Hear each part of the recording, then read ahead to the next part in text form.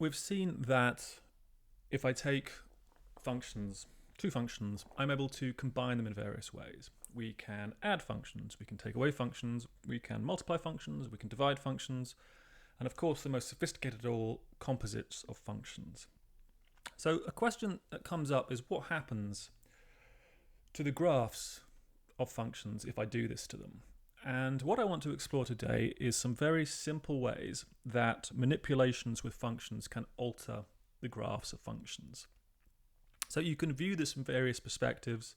You can view it from the perspective of kind of adding functions, of composing functions, multiplying functions.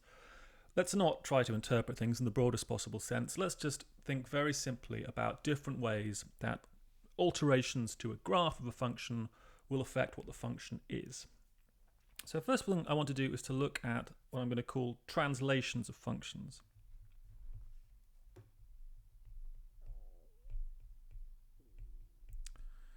Translations of functions. So I'm going to look at three basic classes of transformation of a function, some way a function can change. So translations of functions is going to be the first.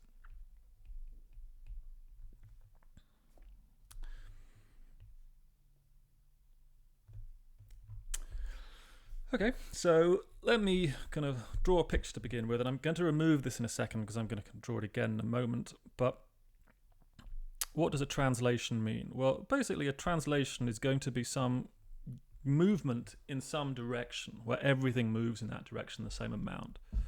So for example, if I was to take a graph with a kind of a closed interval domain, and this was the graph for it, right? So I've got some function y is f, well, I've got some function f, and this is the graph. So a translation of this in any direction would just be a movement of this up or to the side or diagonally or whatever, right? That would be a translation. So what I want to do is try to understand what would have to happen to the function, the formula for the function, if I translate up or down or to the left or to the right. So let's kind of move this out of the way for a second.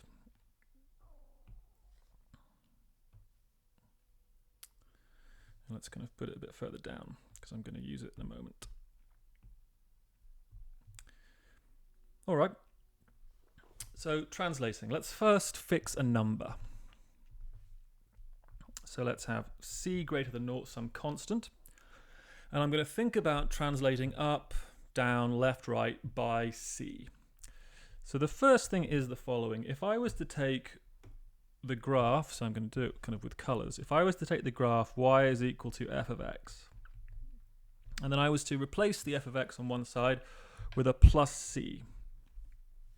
What this does, so maybe I should say this is going to be, when I write this, something with the graph of this. So I'm going to freely move between the algebraic and the geometric perspectives.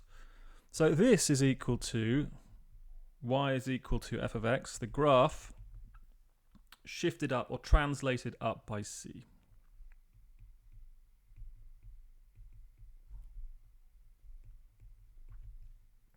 Translated up by c. So I'm going to keep everything color-coded because I have quite a few things in my pictures when I'm doing this. So translated up by c. And again, when I'm writing y is equal to f of x, I'm thinking about the graph for it. Graph of. Okay, so let's kind of draw this in the picture I've just got. So this guy going up by c. So what would that correspond to? So going up by c, it would basically mean I'm going to take the graph. In fact, let's take the whole thing. And I'm going to just move it up by c. So it's going to move up by some factor c. So let me change the color, so it's the same color as what we had above. We did it with blue, didn't we?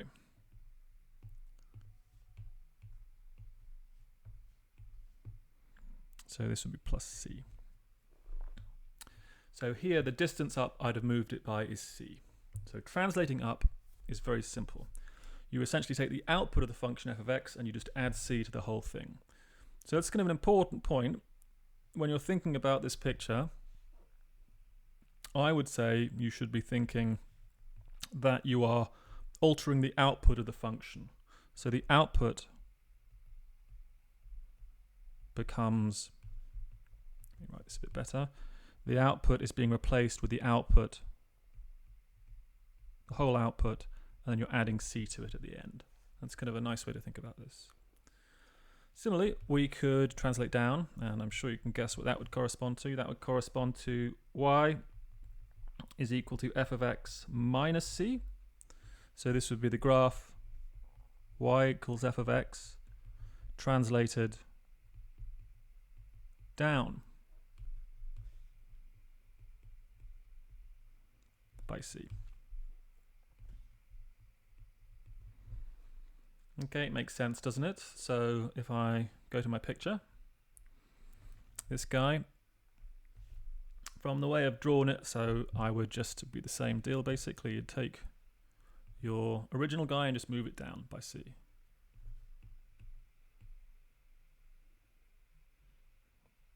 So I can move it like this. It should be the same distance. Maybe I'll move these a little bit so the scale is a bit more reasonable.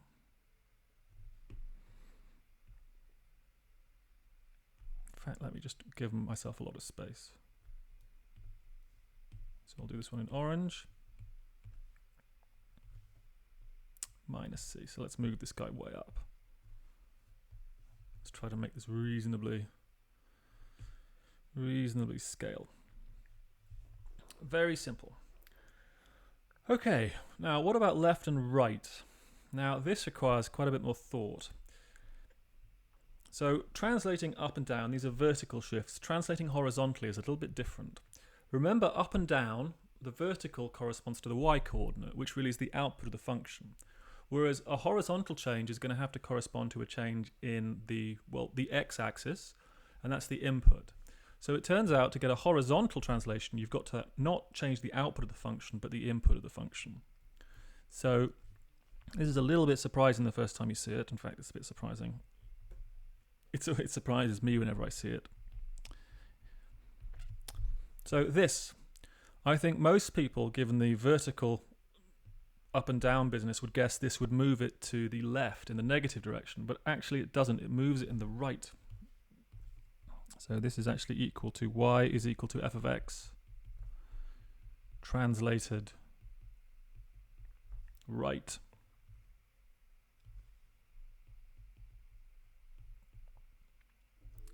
By c. Bit of a surprise. The thing you should be thinking here is there's an alteration. It's not to the output, it's to the input now. So this, I always think about it as the input is being switched with the input minus c.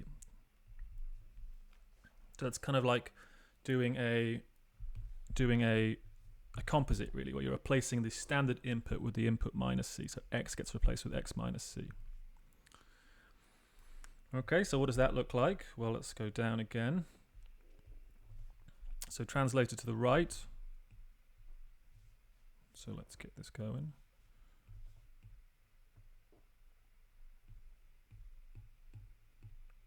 So over here.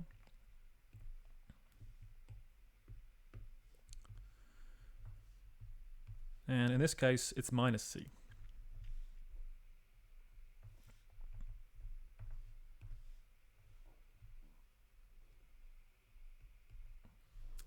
So let me extend this out so that we've got kind of a lot of space. This is kind of your x-axis, your y.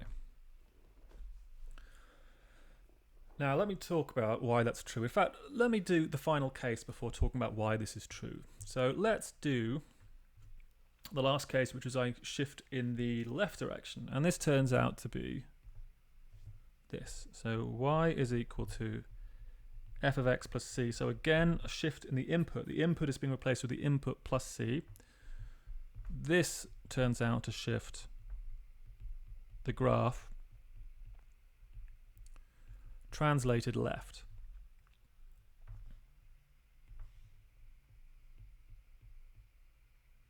By C. Okay, so if I just go down the bottom again.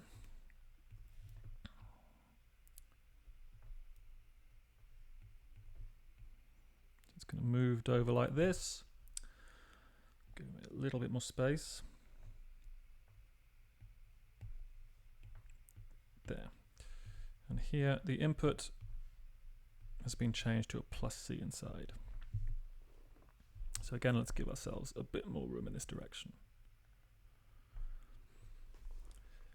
Okay, so you might ask yourself, why are these shifts in these directions?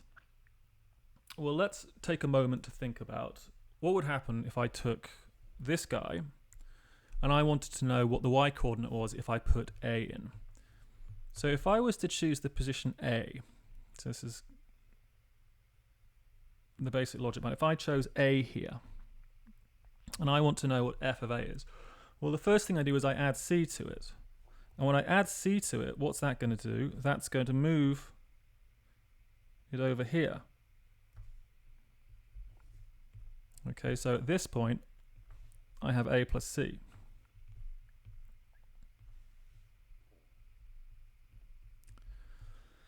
So because when you add it, you're shifting the input to the right, that means when you're doing the graph, it'll be over the A. It won't be over the A plus C, it'll be over this position here.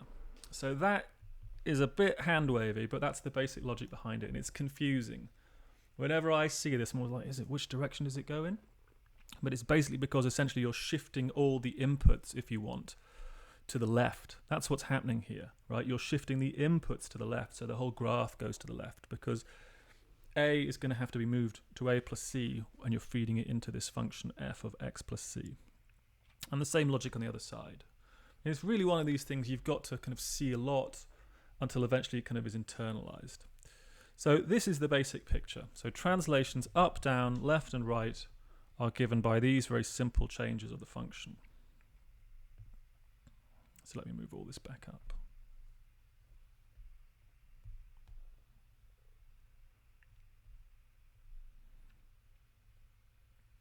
Okay, so yes, these translations are given by these. So this is very interesting.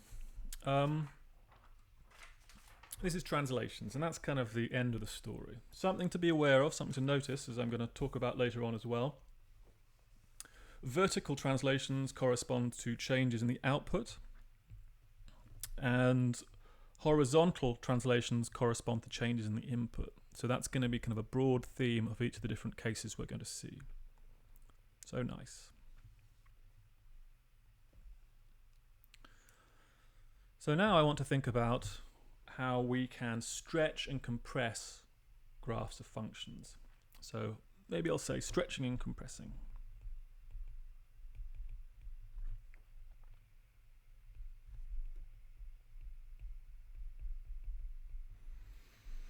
Compressing functions, or the graphs of functions.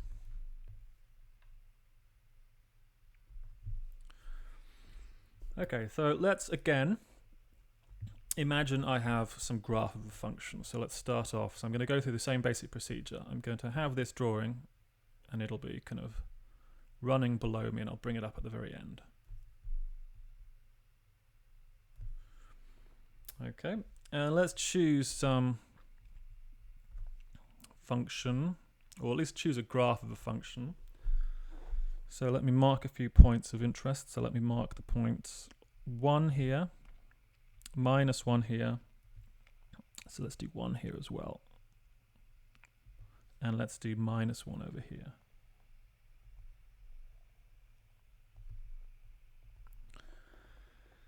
So here's the function I'm going to do.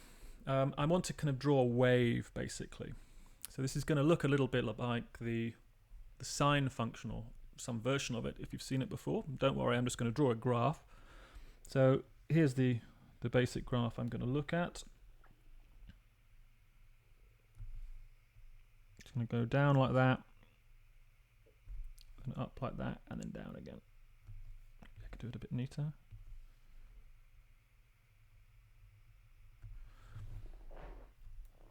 Okay, so this is going to be my running function, or my graph. So y is equal to f of x. So what do I mean when I'm talking about stretching and compressing? Things like this.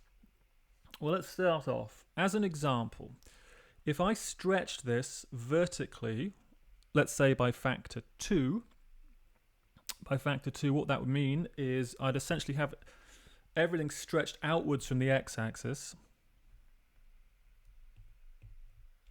but it would be kind of twice the height at each position. So for example, if I mark 2 up here, if I marked minus 2 down here, if I was to stretch this vertically by factor 2, just as an example, it would stretch down like this.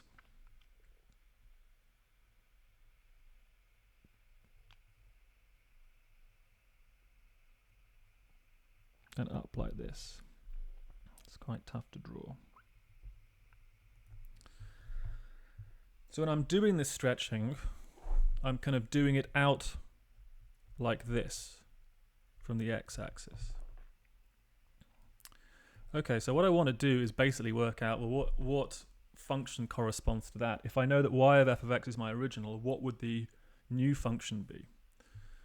So let me move this down, and then just like before, go through the different possibilities. So I wanted to draw this first to give us some feeling for what I'm trying to get at.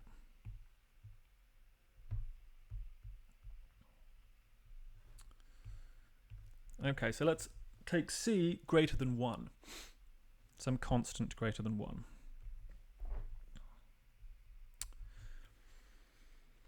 So first of all, y equals, so let's go through the same colouring as we did before, shall we? So y is equal to 2f of x. So I'm altering the output here. The output is replaced by 2 times the output. And what am I doing 2? It should be a c, sorry. So we're doing a general case here. So this would be the output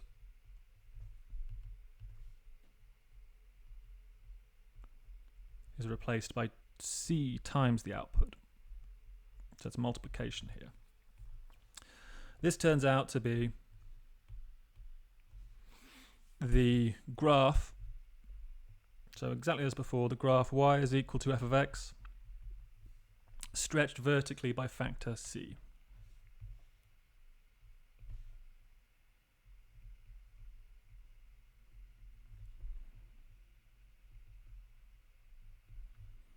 Stretched vertically by c. So in this example down here, I've set c to be equal to 2. So this guy on top, this guy would be equal to y is equal to 2 of f of x. Okay, so just in words, it's twice as tall as f of x, if you want to put it like that.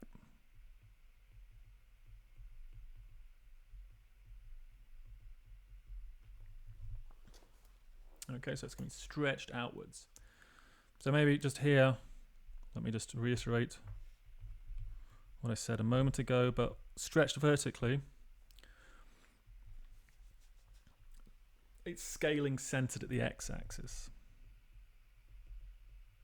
So stretched or scaled, it's up to you how you want to say it. So scaling centered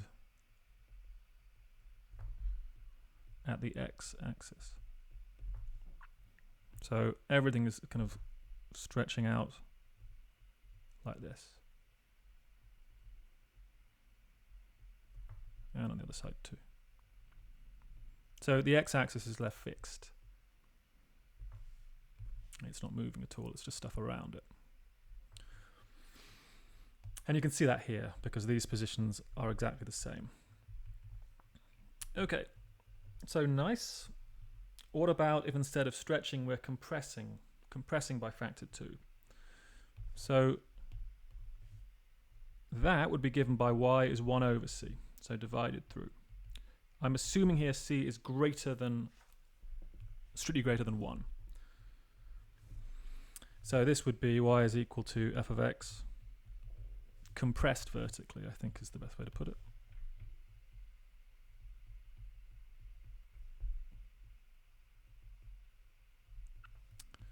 Compressed vertically by factor c. So in this picture, what would that mean?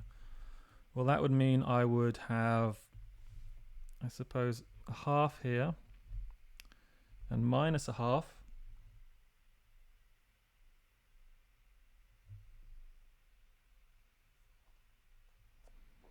And minus a half. And what would it look like? Well, in orange, it would be the same thing, but kind of halved in height.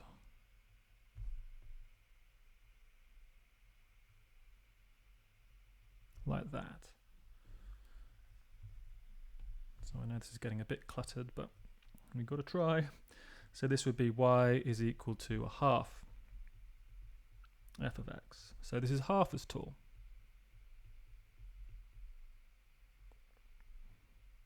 As f of x. Nice. So now let's get to the business of horizontal changes. And this is again a bit more complicated, or at least it's less intuitively obvious. So let's think about this. So I've got y is equal to f of cx. So imagine if I have this. Now here what I'm doing, just as before, is I'm altering the input. So here the input is being replaced with the input times c. So what this turns out to be equal to is y is equal to f of x. So this time it's going to be compressed horizontally by factor c. It's a little bit counterintuitive. You might think it should be stretched by factor c, but no, it's compressed. So this is compressed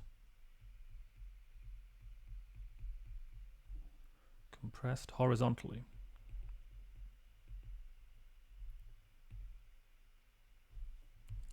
By factor c. Compressed horizontally by factor c. So down here, this one's pretty confusing. This would correspond to, so let's kind of mark it. So I'll put a half here. I'll put minus a half. So it's the same height, but everything's been squished into a faster, to a smaller domain, basically. So goodness gracious me, let's try and do this. It's going to be a mess. So this is going to look like this. So it's the same height, but it happens kind of twice as fast if you want. So this is y is equal to, y is equal to f of 2x. That's too small, isn't it? So I'll just point to this one. Whoa. So this is y is equal to f of 2x, half as wide. Half as wide as f of x.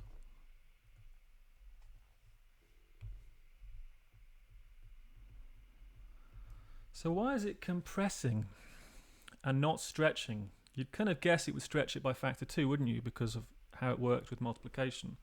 Well, the basic reason is the following. If you were to take the domain of this function, it's smaller than the other one. What I mean by that is the following. This here, this line, the first thing you're doing is multiplying it by 2, you see? And if you multiply it by 2, that's making the domain this. So essentially the domain is being compressed by this multiplication by 2 business. And that's the reason the whole thing is compressed rather than stretched. So it's kind of backwards to what you might assume. So finally, and I'd imagine you can guess what happens at this next one. Same story, but instead of having x times c, we do x divided by c. So let's do it in magenta. So y is equal to f 1 over c x. Same story, messing with the input. So this is equal to the graph y is equal to f of x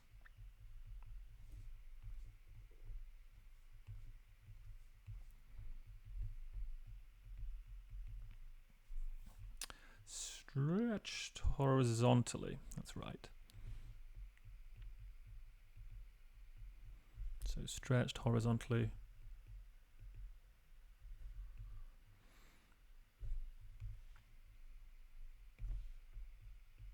by factor c. And with all these scalings and stretchings and all this business, by horizontally what I mean is it's scaling out. So let me get this right. Let me move this down a little bit. Give myself a little bit of room.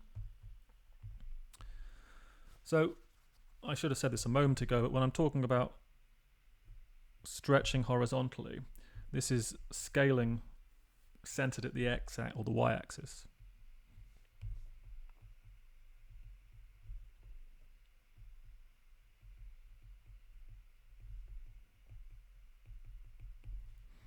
So what does that mean? It means I'm scaling out from the y-axis.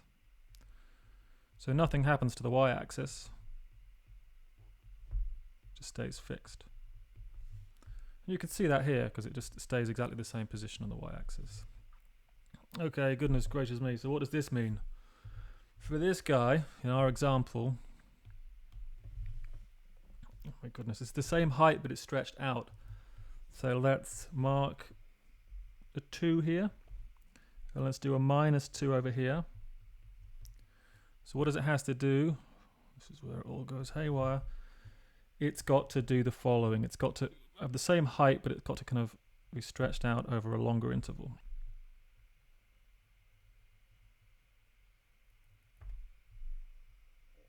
So there.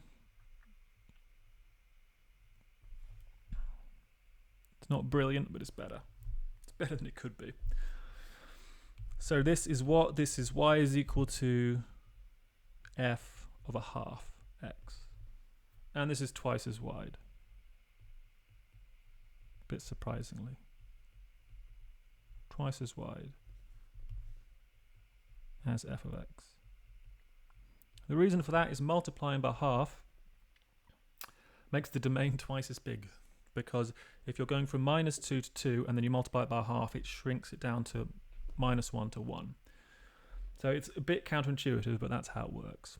So let's just make sure this is all visible. So the bottom line is scaling. Get all this? Yes. Scaling